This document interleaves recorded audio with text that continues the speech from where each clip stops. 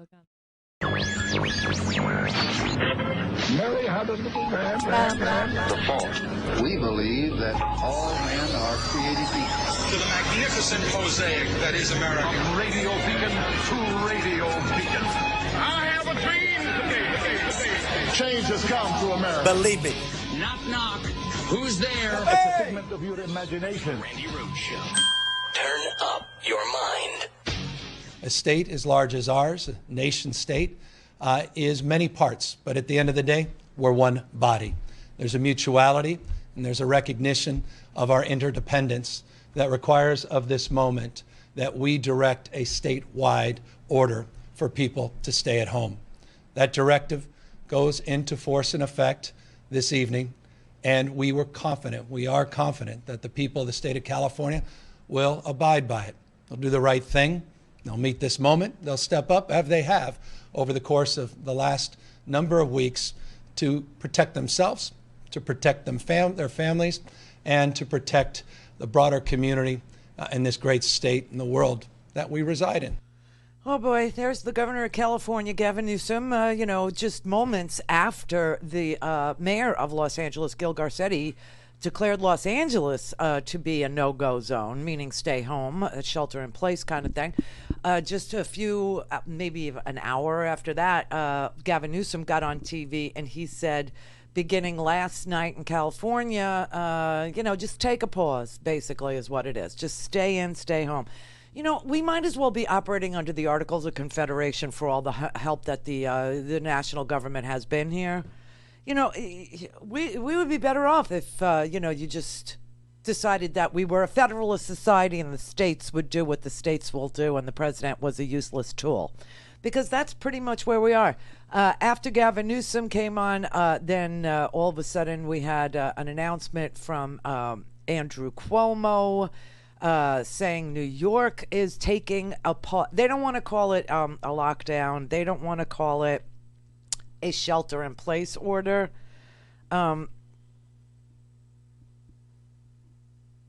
Because it sounds like dangerous. I don't know, but they're just saying New York is on a pause. So we're going to put out an executive order today.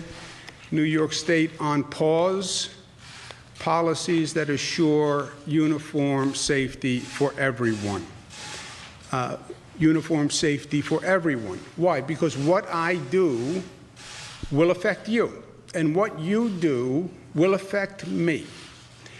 Talk about community and interconnection and interdependence. This is the very realistic embodiment of that. We need everyone to be safe, otherwise no one can be safe.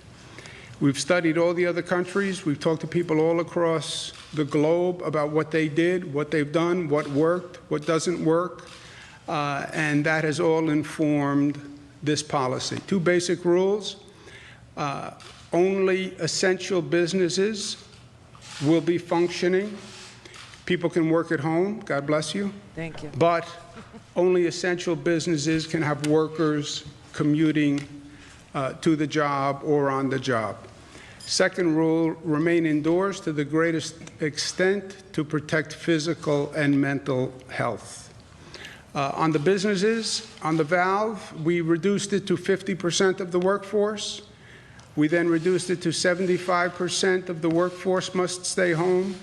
And today we're bringing it to 100% of the workforce must stay home. Wow. These are non-essential services.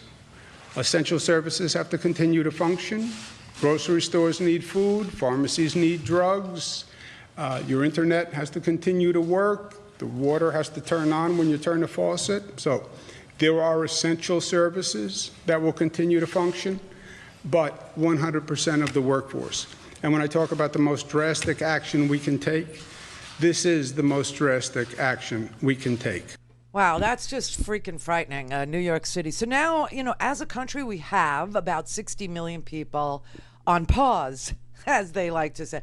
They don't want to call it shelter in place because that's what they tell our children when there's an active shooter in the school, and they don't want you to, think there's an active shooter yet. I will say, right along with surgical masks and gowns and eye protection for our medical workers, there's a shortage of bullets.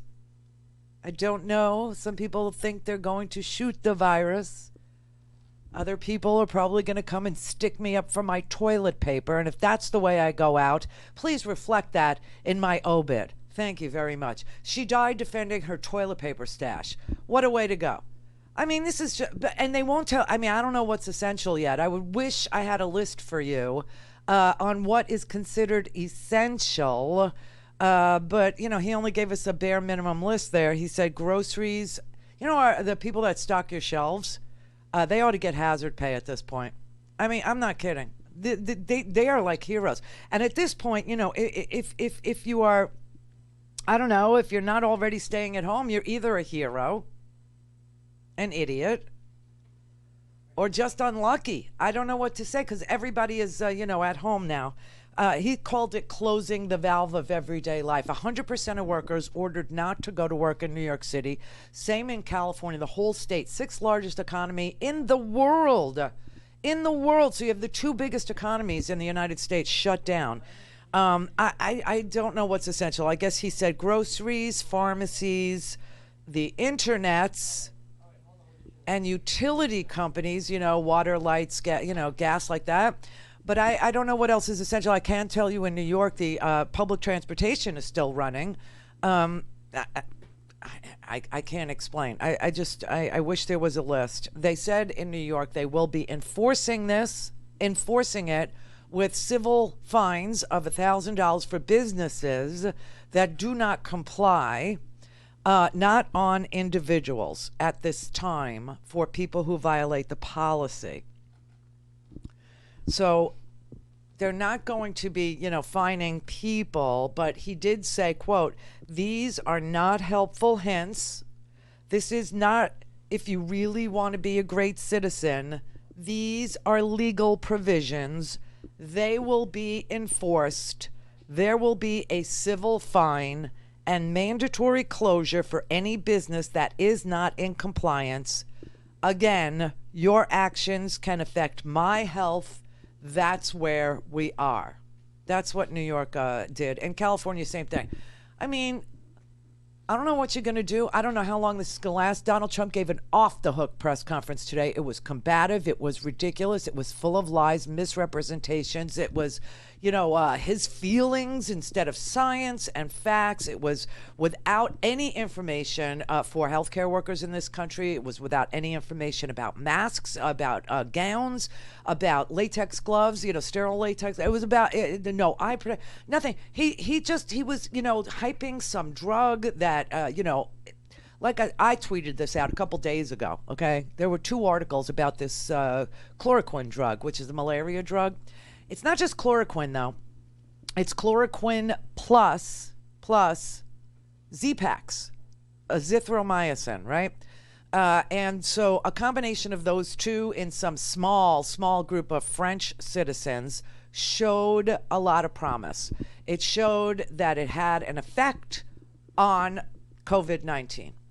And because they were able to do it with a small group of people, Donald Trump is saying he feels like this is the cure, this is the one, and Bayer is going to donate like 3 million doses of it, and and he feels really good about it. And because he feels, you know, we should, you know, hoard. I don't know what's going on with him, except to say, he doesn't understand the environment in which he's toiling. He doesn't understand what's going on the ground. He wants to live in his bubble, which is fine. Oh, by the way, did you see Melania's PSA? I didn't even pull it for you. I can't make myself watch it again. Melania told us this isn't going to last forever, and we will all be fine. It will all be good. And woo, I feel so much better now. But we have the 2 largest population centers. Just, I don't know. And Florida, they won't do anything statewide on the beaches. Locally, mayors are shutting down some beaches, but these kids, they're still there.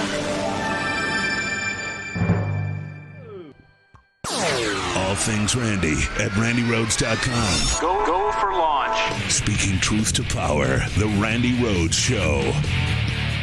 Your reaction to this stay-at-home order for 40 million souls in the state of California?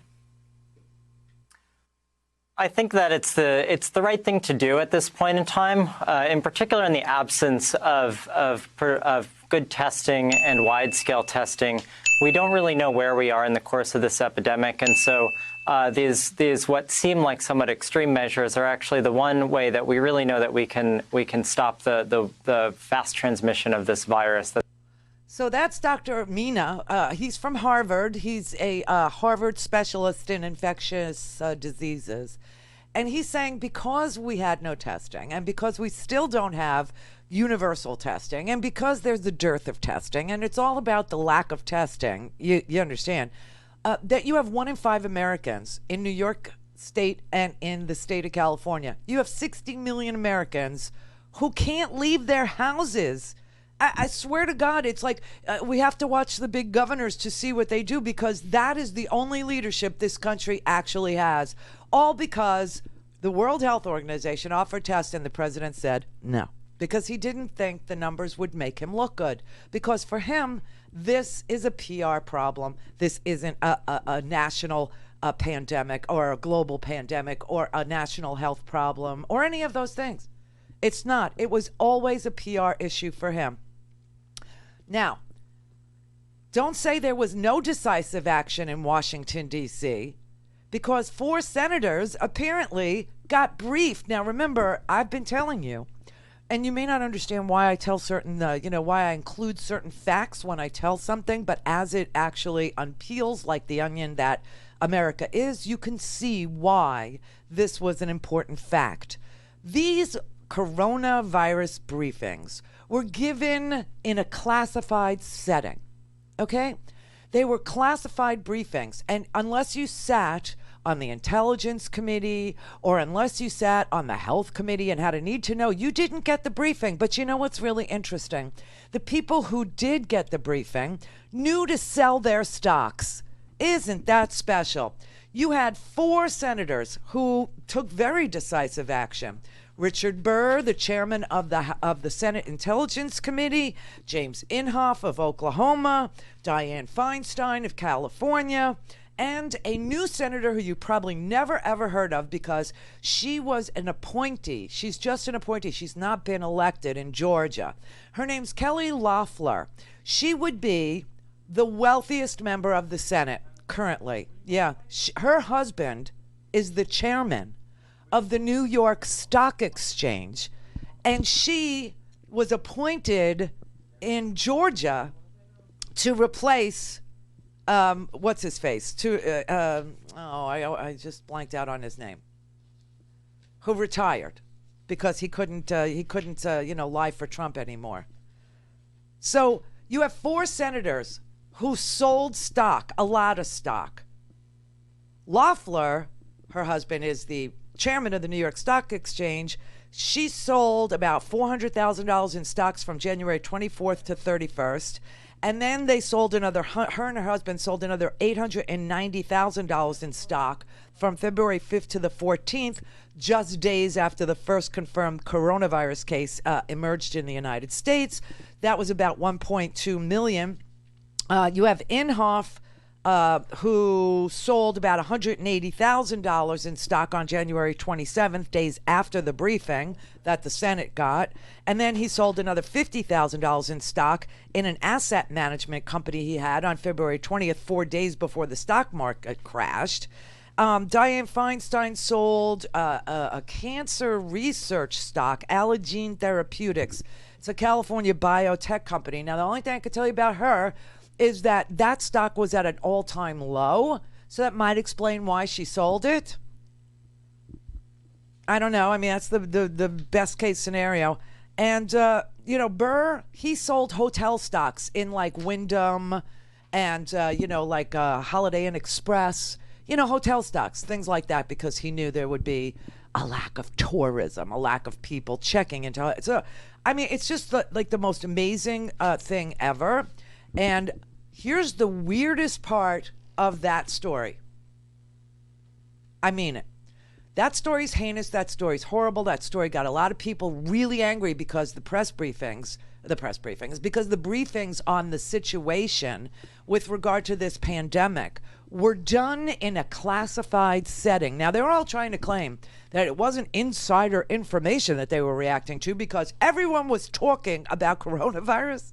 Maybe we were talking about it because we were looking at other countries, but nobody except people who got the classified briefing knew the situation in the United States. They knew because they were classified. They knew because they were cleared to get classified briefings. So that don't buy that excuse. And you know, we can't now we can no longer say that there was no decisive action taken in Washington because they took some. These people did. But this was the craziest part of this story, I have to tell you. I don't know. Do I have? I think I do. No. Okay, this is so weird. This is so weird. You know, for those of you who are listening, I'm going to spoil the surprise because not everybody is viewing. If you're viewing, when you see the questioner, you're going to go, what? Okay, and for those of you who are just listening and you can't see, the questioner in the press pool today at the president's daily briefing on coronavirus is Sean Spicer, the former press secretary. And when the president called on Sean Spicer today at the press briefing, he said, you in the back, as if he didn't know Sean Spicer. This is the weirdest thing. And Sean Spicer was the one who asked the question. Are you concerned about members of Congress that may have used information they learned on updates Look at this. to sell stocks and profit off of this? I'm not aware of it. I saw some names. I know all of them. I know everyone mentioned Dianne Feinstein, I guess, and a couple of others. I don't know too much about what it's about, but I find them to all be very honorable people. That's all I know. And they said they did nothing wrong. I find them, the whole group, very honorable people. Yeah, please. Mr. President, so the whole group would include Richard Burr, the head of the Intelligence Committee, and it also would include Senator Kelly Loeffler. And so the question is whether or not they should be investigated for that behavior. Well, it also includes Dianne Feinstein, a Democrat. You didn't mention her name. Why didn't you mention her name? Because you just did. And I think she's a very honorable person, by the way. So I'm not saying, but you know, it's interesting that you mentioned two people, but you don't mention one that happens to be a Democrat. Any senator. He mentioned Dianne Feinstein without mentioning Kelly Loeffler, who's worth $500 million, whose husband is the chairman of the New York Stock Exchange. He mentioned alone and segregated Dianne Feinstein, who's a Democrat. He didn't mention James Inhofe. He didn't mention Richard Burr. That's why the follow-up question was the whole group would also include, right? By the way, Kelly Loeffler replaced Johnny Isaacson in Georgia. That's who it was. Got a lot of things, moving parts in my head today. But I mean, this is so disgusting what he's doing. He's politicizing everything, including violations of the Stock Act. Now, if you think Trump didn't do anything to enrich himself on this, you are crazy. Call in, connect. To speak to Randi, call 561-270-3844. 561-270-3844. Real quick, here's the question that everyone wants you to answer, and I don't know if you can, sir, candidly, but we're all at home right now, including me right now in my basement. How long do you think that Americans need to be in this posture of staying at home and avoiding other people for it to work? Obviously, that's obviously the question that everyone is asking. If you look at the trajectory of the curves of outbreaks in other areas, it's at least going to be several weeks. I cannot see that all of a sudden next week or 2 weeks from now it's going to be over. I don't think there's a chance of that. I think it's going to be several weeks. Several weeks, he's saying. Several weeks. There is no leadership in this government because if they're going to do... Today, he had this really crazy press conference. I'm going to show it to you, some of it. It was so bizarre and so self-serving. Okay, and without facts, to the point where poor Anthony Fauci, he's face-palming himself now in public as he stands behind the president. It's just an amazing thing. But if the federal government would just announce that there was a national closure or a national pause in going to work or a national, stay-at-home day or a week or 2 weeks, then everyone would know when to close their businesses. Everyone would be on the same page. Everyone could weather the storm as best as they could by planning for 2-3 weeks of no business, okay? I don't know that I could last that long. So, small businesses are going to depend on the largesse of those who can support us. But honestly, no one knows. These small businesses, we have a very small margin, right? We just do enough to make payroll. We just do enough to keep the lights on. We just do enough to pay the rent and the insurance payments and all these things, whatever. So, but if there's no national leadership, if there's no decision, then what if we shut down, I don't know, the next 2 weeks, and then we try to come back? And then he comes out and says, and the whole month of April, everybody's going to be shut down. So now we've been closed for 6 weeks. Do you know what I mean? This is the problem with this man. No leadership whatsoever. And today he was asked about, is it going to be a national pause or a national, stay at home, period of time? He said, no, not considering it. No. I don't know. I mean, the people on the ground are saying the situation is dire. I could give you the stats right now on the curve, as they talk about. Yesterday, just for reference, we had known 11,000 people who tested positive or at least had coronavirus. I don't know if that's testing for coronavirus or if it was reverse engineering, meaning they didn't test positive for the entire flu panel. They had chest x-rays that showed, some distress in the lungs, fibrosis I don't know, or needed intubation or ventilator. I don't know because they're not, there's no central place to go to get that kind of information. So everything's anecdotal, as they say, right? So yesterday, just for reference, we were told that we had about 11,000 cases. Today, only 24 hours later, we're being told that we have 16,300. So that's an exponential growth. Michigan says that their cases have increased by 400%. California says they have 7,000 cases. New York says they have 1,000 cases. Here in Florida, they say about 400, 350, 400 cases. But we don't know because we're not testing. And the president is I don't want everybody to have a test. I want chloroquine. I don't know. It may be a good thing. It may not be a good thing. But nobody knows anything about chloroquine. And I swear to God, this press conference he had was so sick and twisted that poor Anthony Fauci had to go and correct him like seconds after he says stuff.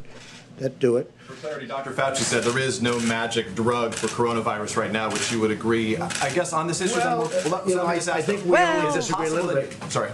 I disagree.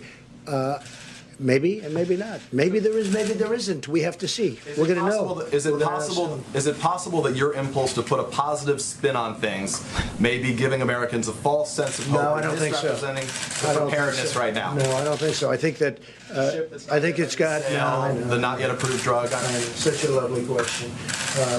Look, it may work and it may not work. And I agree with the doctor what he said. May work, may not work. I feel good about it. That's all it is, just a feeling. I'm a smart guy. I feel good about it. And we're going to see. You're going to see soon enough. And we have certainly some very big samples of people. If you look at the people, you have a lot of people that are in big trouble. And this is not a drug that obviously, I think I can speak from a lot of experience because it's been out there for over 20 years. So it's not a drug that you have a huge amount of danger with. It's not like a brand new drug that's been just created that may have an unbelievable monumental effect, like kill you. He doesn't know what he's talking about. But, he has a natural ability for medicine. The doctors are so surprised how quickly he's grasping. This Dr. Fauci had to knock down. See, this has been prescribed for many years for people.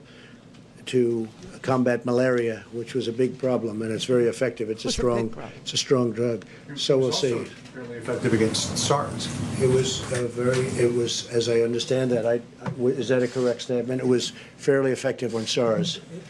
John, you've got to be careful when you say fairly effective. It was never done in a clinical trial that compared it to anything. It was given to individuals and felt that maybe it worked. So was there anything to compare it to? Yeah, well, that's the point. Whenever you do a clinical trial, you do standard of care versus standard of care plus the agent you're evaluating. That's the reason why we showed back in Ebola why particular interventions worked. The president feels optimistic about something, his feeling about it. What I'm saying is that it might be effective. I'm not saying that it isn't. It might be effective, but as a scientist, as we're getting it out there, we need to do it in a way as while we are making it available for people who might want the hope that it might work, you're also collecting data that will ultimately show that it is truly effective and safe under the conditions of COVID-19. So there really isn't different. It's just a question of how one feels about it. Oh, poor Fauci. He's now being forced to cover for the president in a big way, in a huge way, in an anti-science-y way. You know, feelings are important, everybody. Feelings. And the president's feelings are something I have to consider as a doctor because he'll fire me and then there won't be anybody on that wall. So I'm going to say that the president is entitled to his feelings. Feelings are important. We have to respect his feelings. However, I'm a scientist and I have absolutely nothing but anecdotal evidence that a small group of people in France got this drug. And also, what they're not talking about is it wasn't just chloroquine. It was chloroquine plus, believe it or not, zithromycin, the antibiotic. Apparently what happens is the chloroquine opens up the portion of the virus to allow the antibiotic in so it can do its thing and kill it. Now that's hopeful, but the president called it a game changer. The president said that it was FDA approved. It wasn't. It isn't. No one knows anything.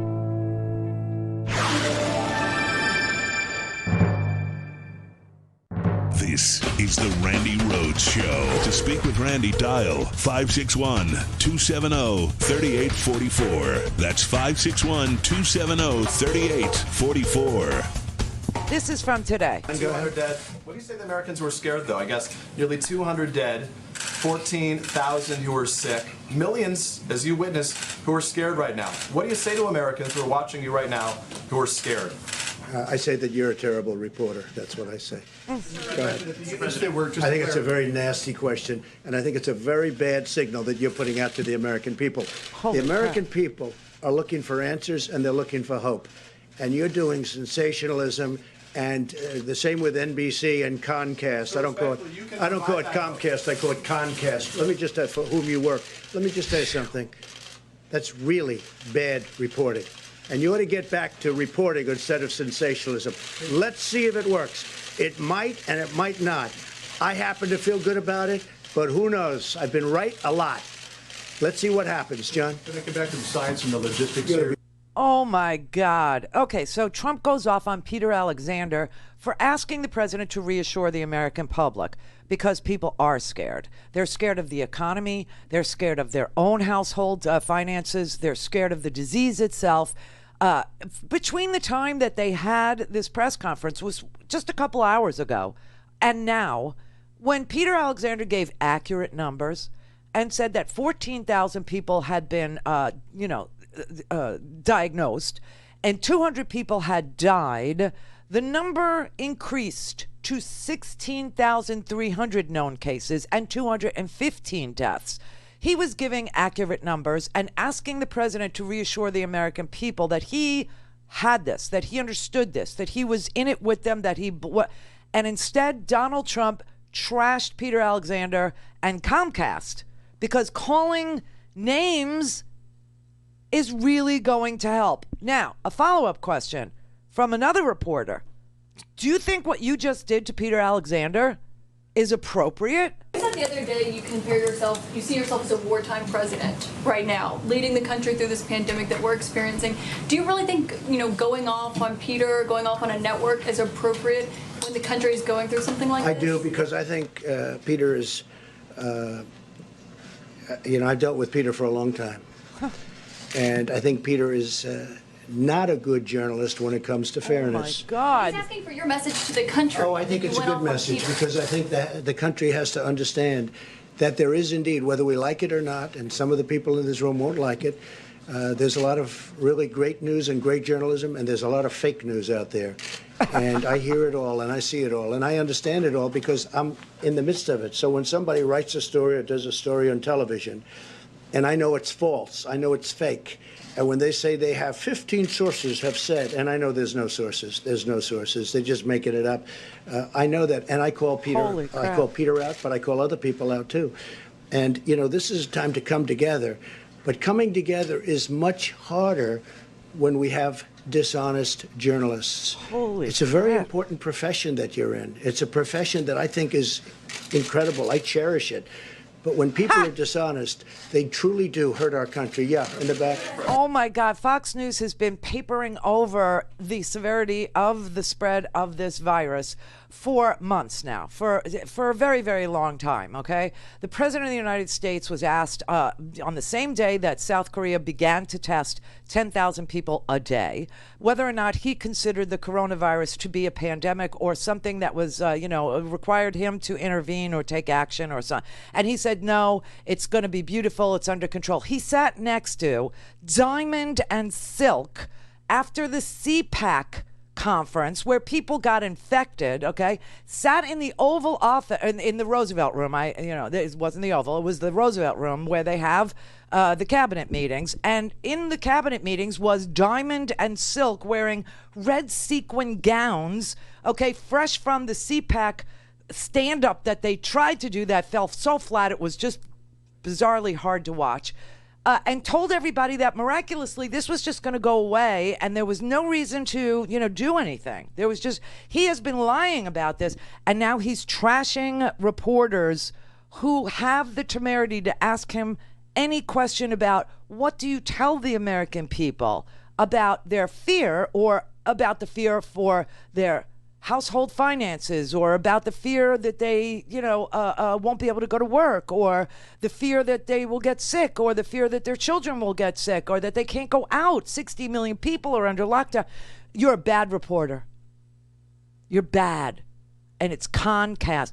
Wow. I mean, that's just like amazing. And I'm no fan of Comcast. I have their cable services, and man, getting through their, little automated system ain't fun. But Yamiche Alcindor from PBS, she asked him where are the tests. He trashed her too. When will every American who needs a test get a test and be able to get a test? And why not have medical equipment being shipped right now to hospitals who need it? You're hearing very positive things about testing, and just so you understand, we don't want every American to go out and get a test. 350 million people. We don't want that.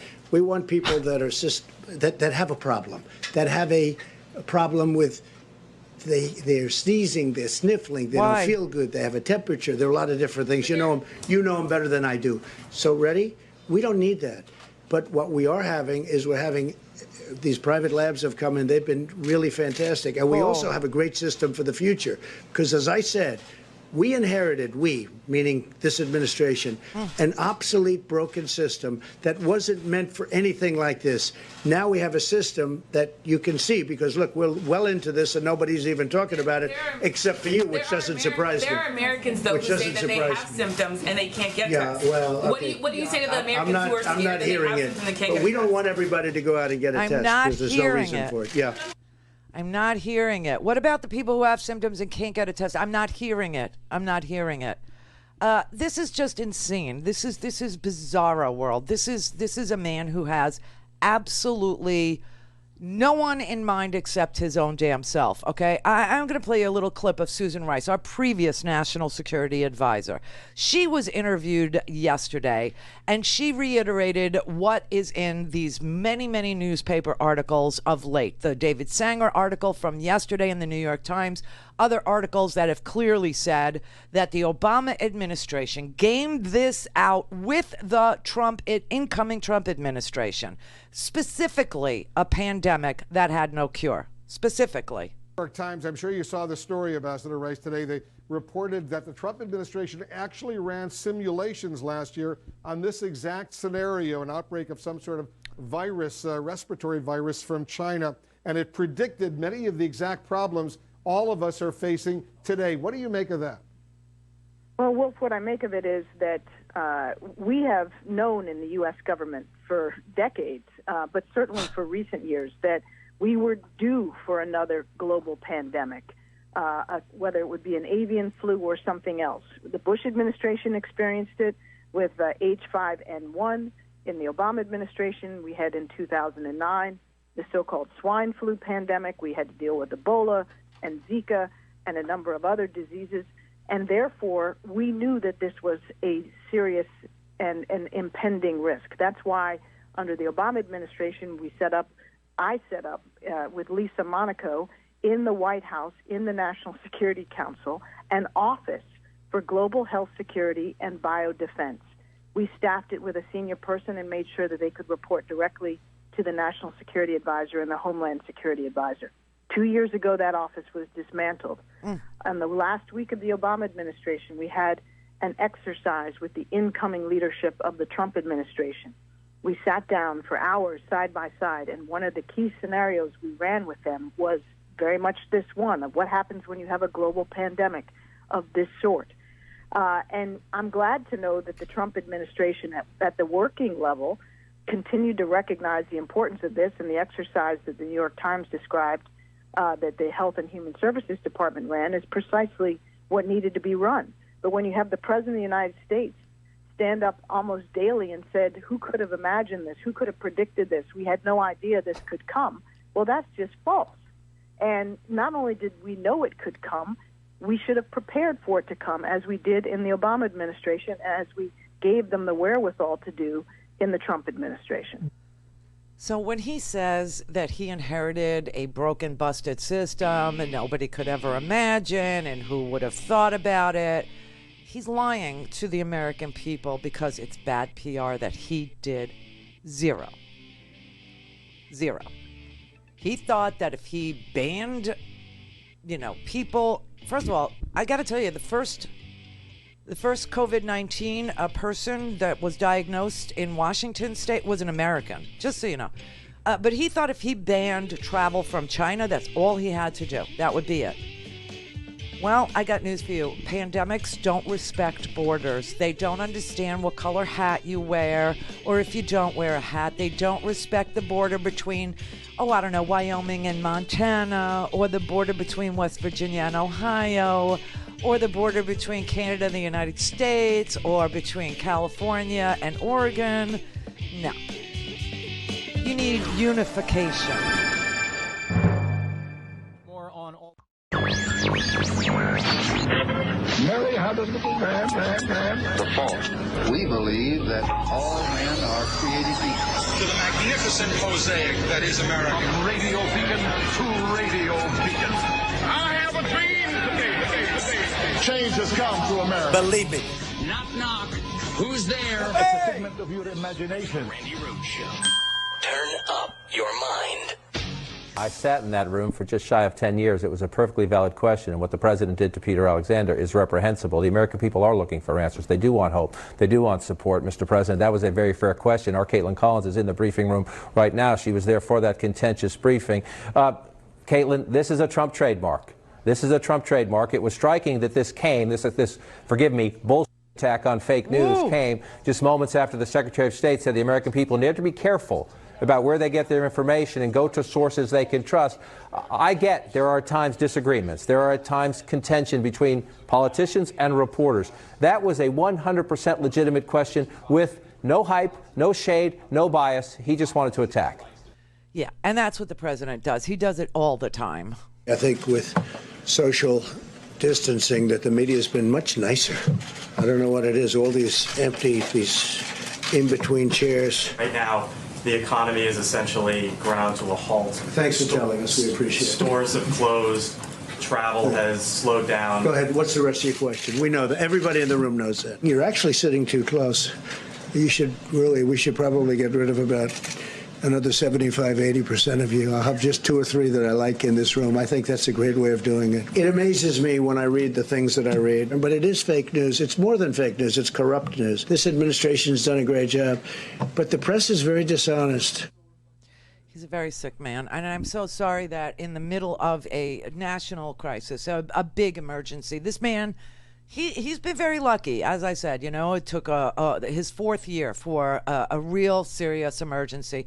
The entire United States of America was on autopilot, as we now know, because Obama left everything in good stead.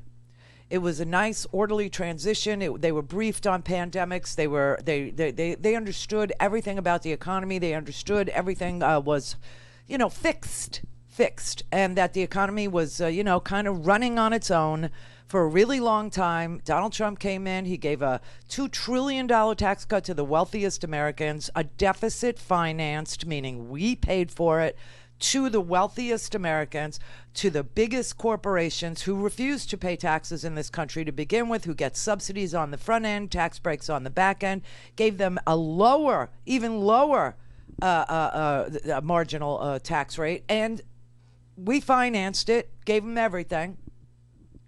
They used it to buy back their own damn stocks.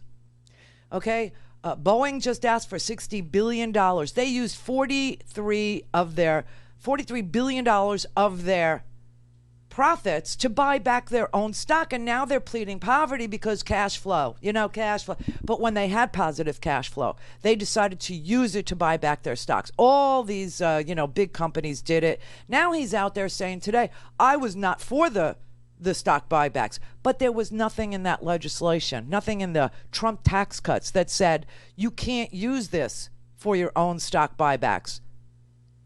And now he's out there saying, oh, I was against it. Yeah, well, you didn't do a damn thing about it. Neither did the Republican Senate. Neither did the Republican House. When you passed these tax cuts, nobody put any restrictions on what these companies could do with this newfound cash flow, this newfound tax break that we financed. And now we're talking about a major depression. Now we're looking, and they are now, we're on the front end of what the government will do to help the people through this either deep recession or a full-blown depression caused by a near complete economic failure.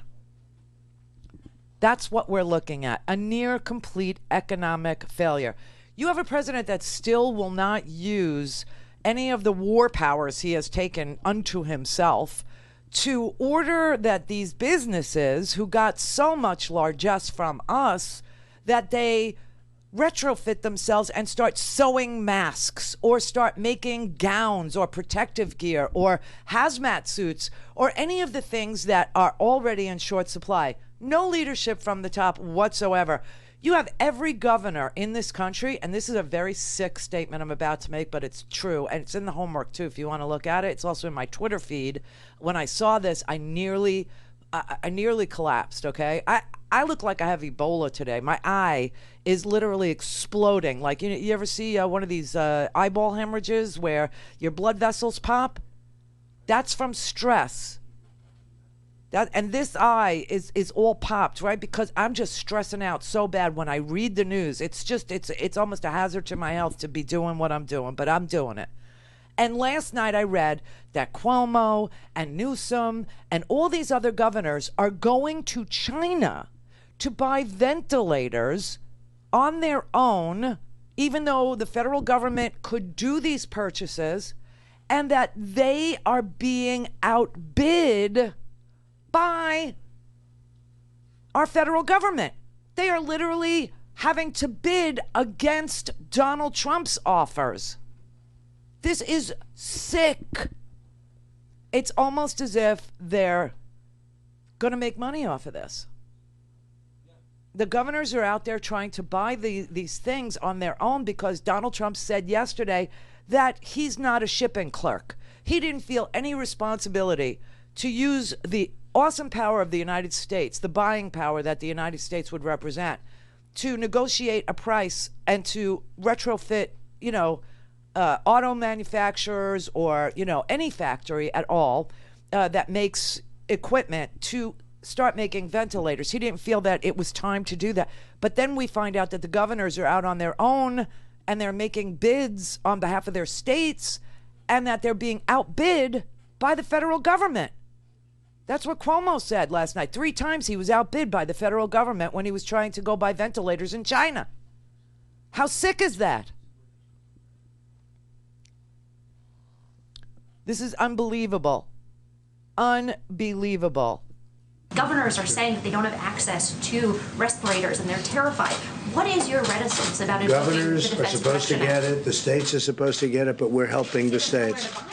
Well, look, for years they bought them, and now all of a sudden they're coming to the federal government. And the federal government is literally making bids on the exact same equipment that these governors are bidding on, and they're being outbid by the federal government. Oh, we're helping them. He is a lying sack of garbage. Garbage. Steve in Indiana. Yeah, Randy, that man is the most useless man this world has ever seen. It's worse than that. And he has a negative impact on everything. Everything he touches dies. I want to see the man in an orange outfit in prison just as soon as we kick him out of office. Me too. Like I said, the only thing protecting this man from being indicted and tried is the presidency itself. And so if he would leave the presidency, he would go to jail. And I believe he will die in prison. I hope so. I do too, because that's what he deserves. Tom Hartman today said that on some study that 56. I'm very disappointed in the American people. 56% of the Americans say that he was doing a good job. Yeah, but did he tell you that the sample size was 500 people and that the sample size was, the sample, I believe it was a Ipsos poll or something. It didn't fit, yes, but the sample size was 500 people. When the sample size is too small, the information is worthless. So I tweeted that out. Go follow me at Randi Rhodes because I tweeted that out with the disclaimer on that poll that showed that it was the sample size was too small. There was a plus or minus 5% error, and that the modeling was useless. And I hashtagged it garbage in, garbage out. It's a worthless poll. When your sample size is too small, the statistics mean nothing. Nothing. You have to have at least 1,000 people, and this was less than half of that. So don't believe that. All things Randy at RandiRhodes.com. Go for launch. Speaking truth to power, the Randi Rhodes Show.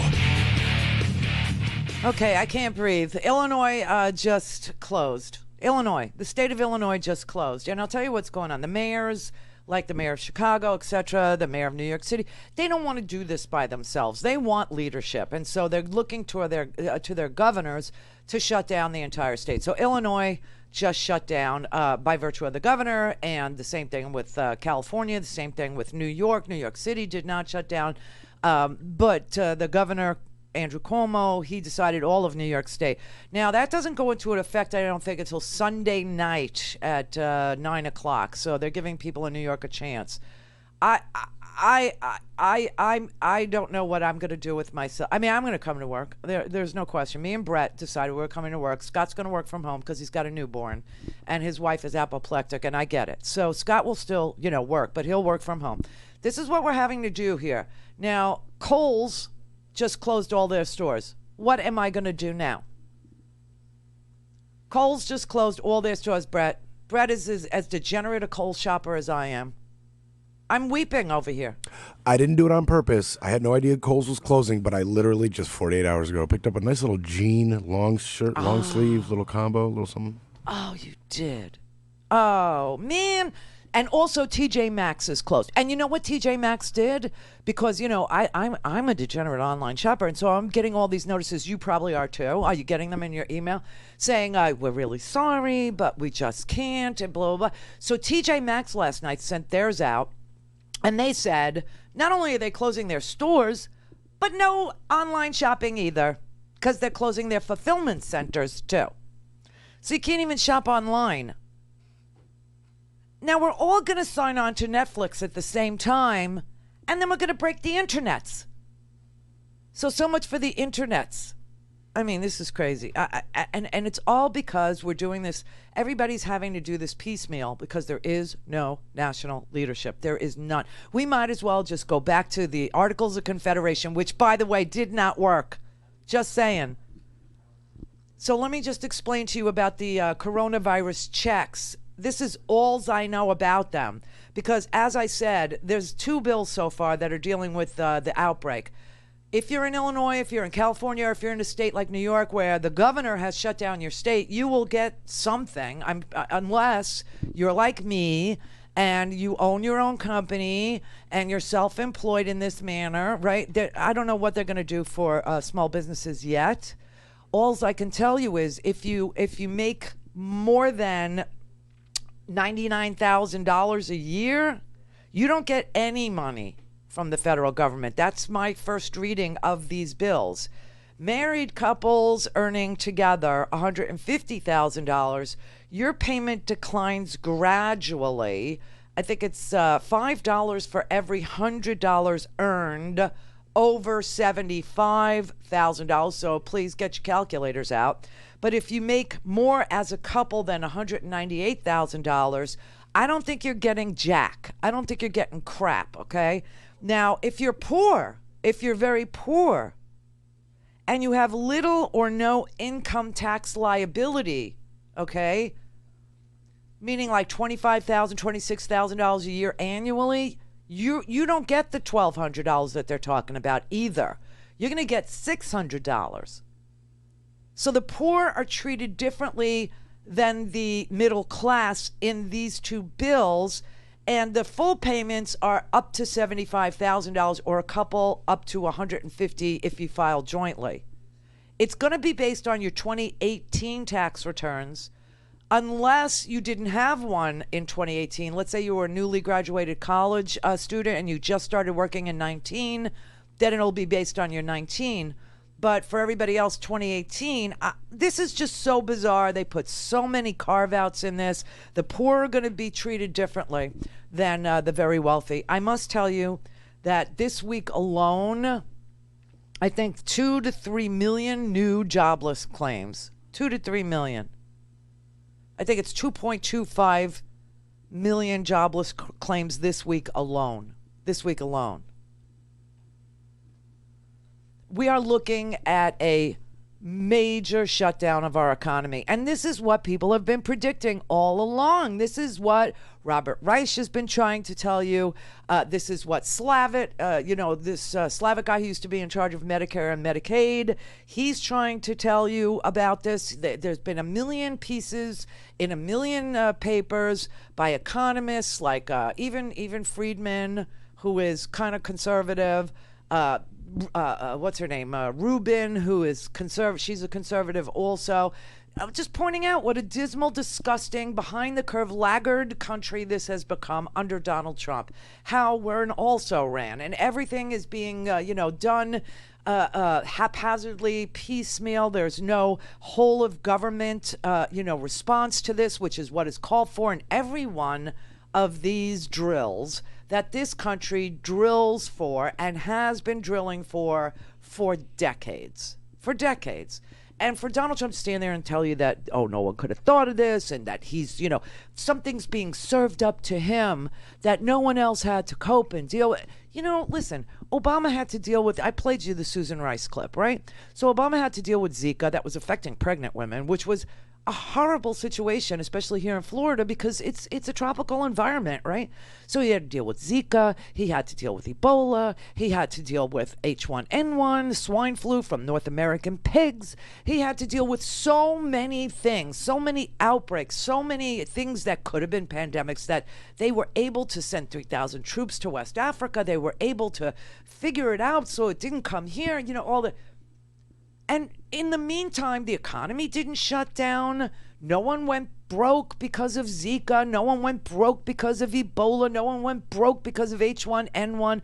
And here, we've had this thing unfolding for months now, and only now a small acknowledgement from the leader, the dear leader, where everybody is so scared to peeve him, that it's piecemeal, it's not a whole of government response, it's I'm not a shipping clerk, the governors are supposed to do this, go ahead and tell your hospital to sew their own masks. Seriously, dude, this is just like unbelievable. And when he was asked, like, why are the rich and connected getting tests and everybody else is told to go to hell and wait in line, he said maybe that's how life is. How are non-symptomatic professional athletes getting tests while others are waiting in line and can't get them? Do the well-connected go to the front of the line? Well, you'd have to ask them that question. You'd have to ask them. I haven't heard it. I've read. No, I wouldn't say so, but perhaps that's been the story of life. That does happen on occasion, and I've noticed where some people have been tested fairly quickly. Look, we inherited a very... Excuse me. Excuse me.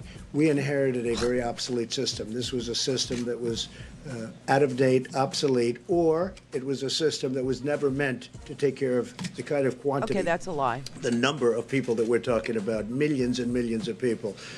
If you go back in years past, like even recently with the flu, nobody had tests before. They didn't test the entire nation to see whether or not they had flu. They got the flu, they got better. Okay, everyone can get a flu shot. Okay, you can go to your pharmacy right now and you can get a flu shot. I don't know what this man has going on in his head, but it's dangerous. It's dangerous. That's the story of life, he says.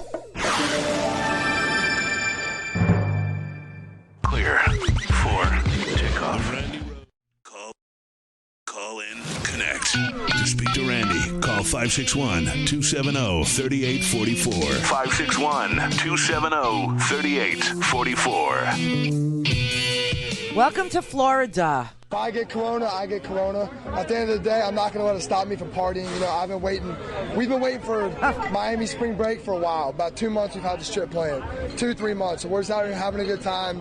Whatever happens, happens. Like, it's really messing up with my spring break. What is there to do here other than go to the bars or the beach, and they're closing all of it? It's really messing up. I think they're blowing it way out of proportion. I think it's doing way too much. Doing us bad. We need a refund. This virus ain't that serious. It's serious. It's more serious things out there like hunger and poverty, and we need to address that. Yeah, I mean, we planned this a long time ago, and it was kind of up in the air if we still go, but like we're here. I just turned 21 this year, so I'm here to party, so it's kind of disappointing, but we're just making the most of it. We met these other people in our little Airbnb spot, so we're just hanging out with them and trying to get drunk before everything closes. Drunk, everything I mean, it sucks, but we're going to make the best of it. We're enjoying ourselves. It sucks, and I'm from New Orleans, so this really sucks. However, we're going to enjoy ourselves. We having day parties all day. It's my birthday, St. Patrick's Day. Turn up. We're just trying to roll with the boy. We're just living for the moment. We're just going to do what happens when it happens. When stuff closes, we're going to do it when it closes. But besides that, we're just trying to have the best trip we can. Florida. That's Florida. And these kids don't give a rat's brain. They don't care. They couldn't care less who they infect or what they... And, you know, they're all drunk, so I'm sure they're making all the right decisions. But, Randi, what about the philanthropist who let us know about poverty and world hunger? Yeah, he was on it, wasn't he? He had it down. So, coronavirus, you know, maybe it kills you, but I want to talk about poverty and hunger. Well, I got news for you. The entire United States is about to experience poverty and hunger. It is. The entire economy is about to close. It's about to shut down. This is unbelievable. I can't believe I lived this long. I cannot believe. All I ever wanted to do in my life was live to get into the 21st century and have decent hair doing it, right? They just closed my hair salon. I know that's not a big thing for you, but for me, that and Kohl's, I'm pretty much cooked. Okay, I'm done. Well, you have to make fun. You have to laugh, because if you don't laugh, you're gonna go. Well, didn't they? During the Great Depression, wasn't it all about jokes and musicals? So that's where we're at. We're gonna have to go back to flat out entertainment because Netflix is about to crash. We're about to break the internet, everybody. So I don't know what's on your list of things to do, but like what? Puzzles? Is that where we're at now? We're going to do puzzles and take our temperature? I got a thermometer from like the 1980s, okay? From the 1980s. It was Jessica had to bring it from New York. She got it in a bodega. There are no thermometers in a CVS. There are no thermometers in a Walgreens. No thermometers at all. Now, you would see China, I have to tell you, the reason why China's curve is going down and there's no new cases or very few new cases is because they did draconian things, okay? They had thermometers. They had infrared temperature takers. Everybody that was walking around had to wear a mask. Everybody was under surveillance. Not that I'm, arguing for surveillance or any of those things, but people were forced to take responsibility. They were forced to do it. And there were infrared thermometers so that you could tell who had a temperature and stay away from them. I'm using a thermometer from the 1980s. It actually says on there that you could use it for your pit, you could use it in your mouth, or you could do, rectal, whatever you like. So this thing takes about an hour and a half, and it always tells us that we have like 96.4. Which means we're kind of dead. That's what we have. Ken in South Carolina. Oh, Randy. If I thought everything was going to be okay and was going to call with encouraging news, then I heard about your hair. No, that's my serious, God. Girl. You're telling me. Listen, we have barbers in South Carolina who are the main line right here in the South Kakalaki. You know how health information gets spread around here. Yeah. It's the barbershop and the hair salon, Mama. I know. And if that ain't there, we're in bigger trouble than I thought. I know. Because there's things you can do in the meantime.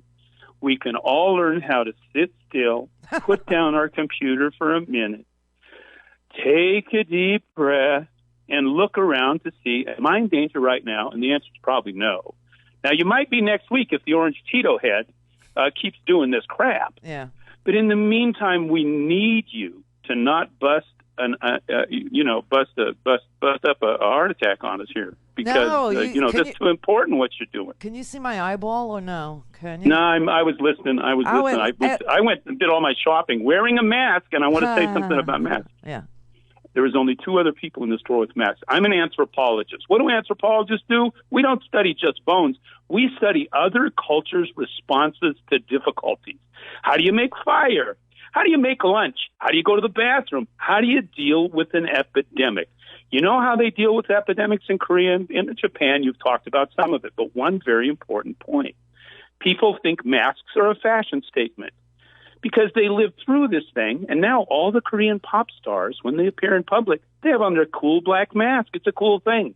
Our governor in South Kakalaki stood up and said, he's like Foghorn Leghorn. He said, I don't believe masks are going to be helpful.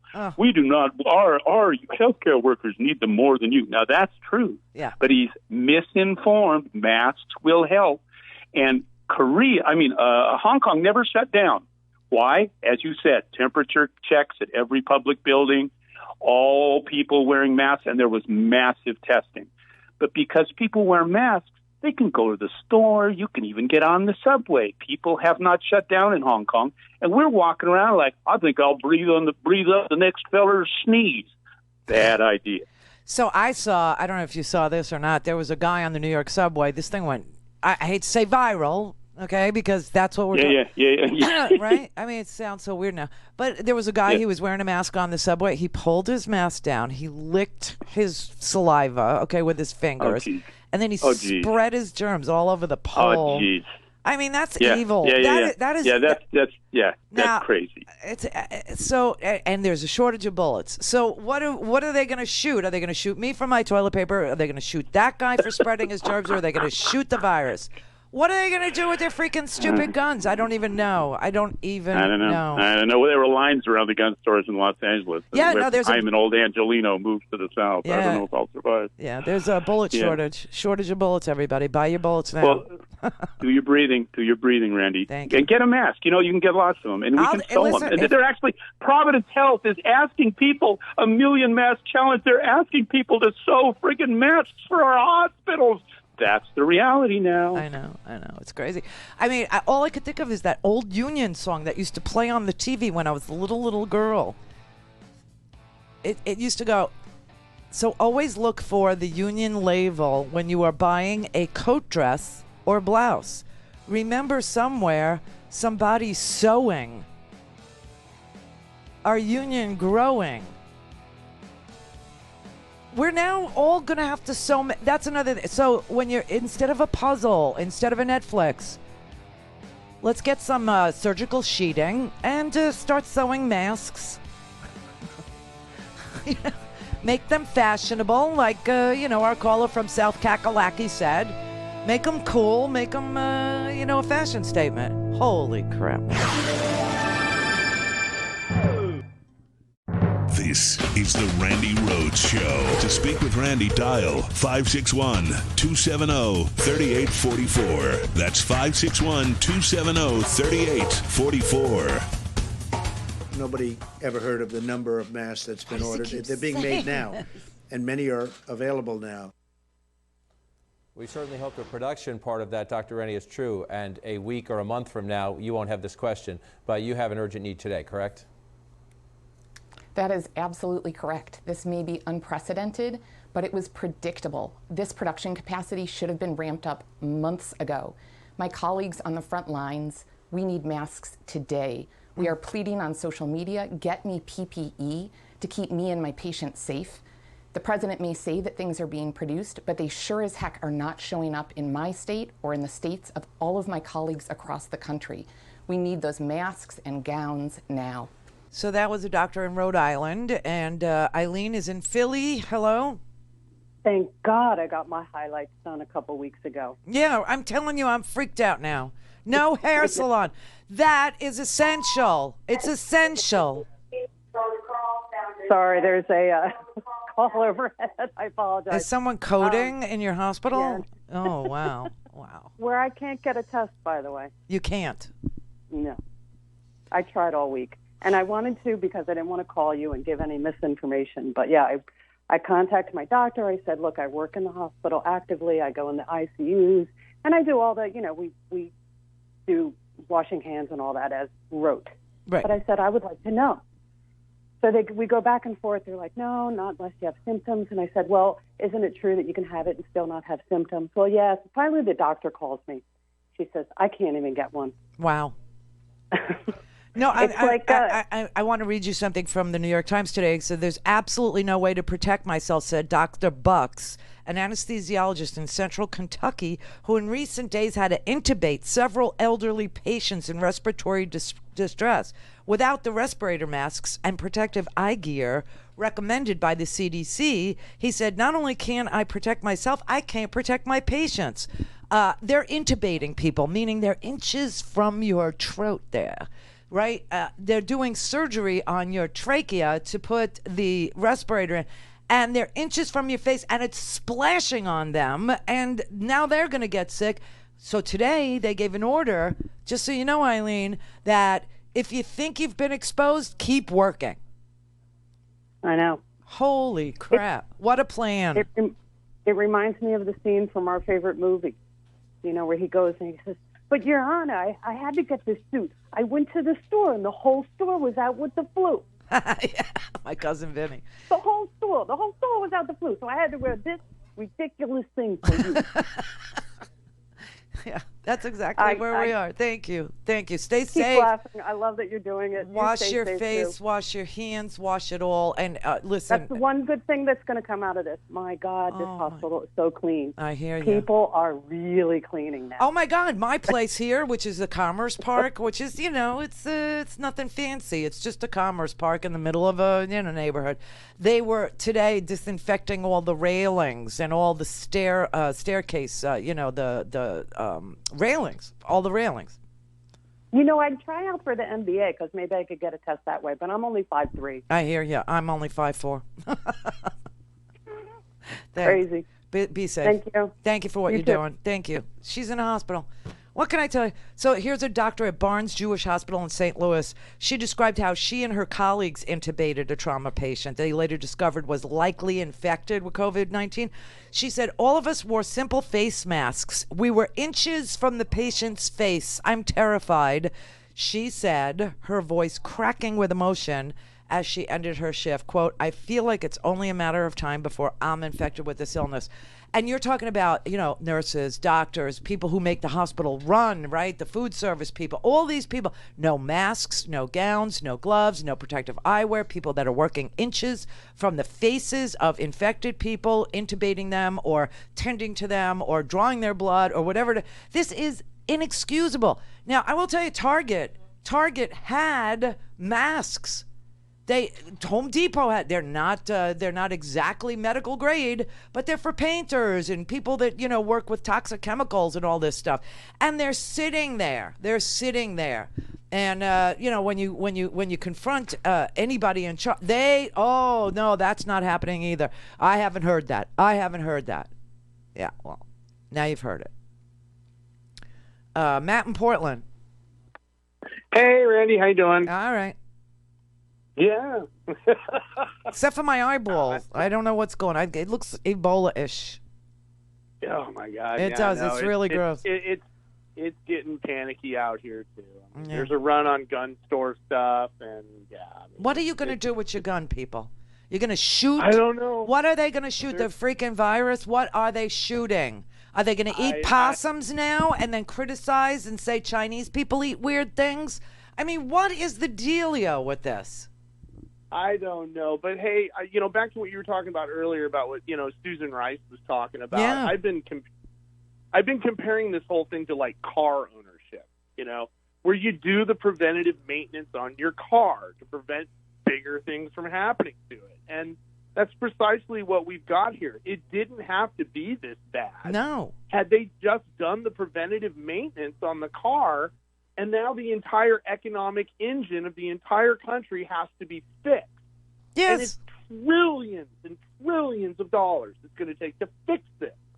If they had just done the preventative maintenance to begin with. Yes, it's true. It's absolutely true. There is no question that none of this would be happening if we had a response like South Korea, a response like Hong Kong, a response like China, a response like Singapore. We didn't. He just denied it, and he did it and withheld the testing because he thought the numbers would make him look bad. Now we're looking at a depression. Saw my jaw drop on Monday when you told me that you think we could lose 1 million jobs in the month of March alone. Right. Now, all estimates are, even from the federal government, this thing is going to last a whole lot longer than a month. They're preparing for even 18 months of this and multiple iterations of the virus. Looking into April and May, what's going to happen to U.S. jobs? Right, and I think that we should remind ourselves, Poppy, that you and I started talking about this in early February. And I think back then we said that the odds of a recession from this globally were about 50-50, right? Do you remember that? And I think that while it might seem like I've been a pessimist, I think actually we've just been as accurate as we could be. The thing is that the million jobs number is even looking low compared to some other things that I've seen. Deutsche Bank has GDP in the second quarter now looking like north of minus 10%. And so the fact is, if you just stop all activity, then it puts an enormous stress on the whole economy because firms have no revenue, They've got payrolls to meet. Yep. I'm hearing anecdotally that firms aren't paying health insurance companies, and so the health insurance companies that have to pay for all the medical care are might run out of cash, and that might have to be something government steps into. The fact is that if this drags on, then everything starts to unwind, and even the big moves that we're seeing right now in Congress are not going to be enough. And so we've got three things that have to happen to recover. We need big Fed action, big federal action, and it's nice to see the partisanship put aside and people focus on that, right? But then the third thing is that we've got to make progress on the virus, and that third thing is still very, very uncertain. If it runs into the summer and the fall, then I think that we're going to have to either have a Great Depression or figure out a way to send people back to work, even though that's risky. Oh, my God. He just said it. That's Kevin Hassert, by the way, who was the White House economist before, idiot boy Kudlow, who has a degree in nothing, became the guy who said, it's contained. Remember that? Larry Kudlow on the TV? No, it's not 100% contained, but we feel like it's going to, this is okay. Buy the dip. Buy the dip. Now, when they were out there, Larry Kudlow was out there on behalf of the White House telling people to buy the dip. Senators who got the classified briefing were selling their stocks to the tune of millions of dollars. They were selling it off because they knew. Now, Hassert has just gone back to the White House, okay? They called him back because Kudlow is a drunk, is what he is, telling us to buy the dip. The stock market crashed even further. See, this is like yesterday. 19708 is what's on the screen now. Okay, it's 19701. Because at some point, we can't not have an economy. Right? What did you just say about a Great Depression? No, I'm saying that if we just everybody stays home for 6 months, then it's hard. It's going to be like the Great Depression.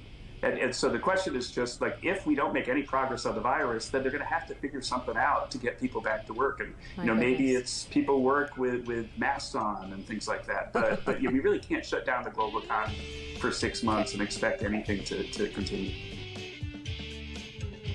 Go with God, everybody. Godspeed. I think by Monday we're going to have an astronomical number. But Brett and I will be here, and Scott will be here doing his thing from home. We're gonna put on. Hey, everybody! Let's put on a show. Please support. Please support. Because you need information.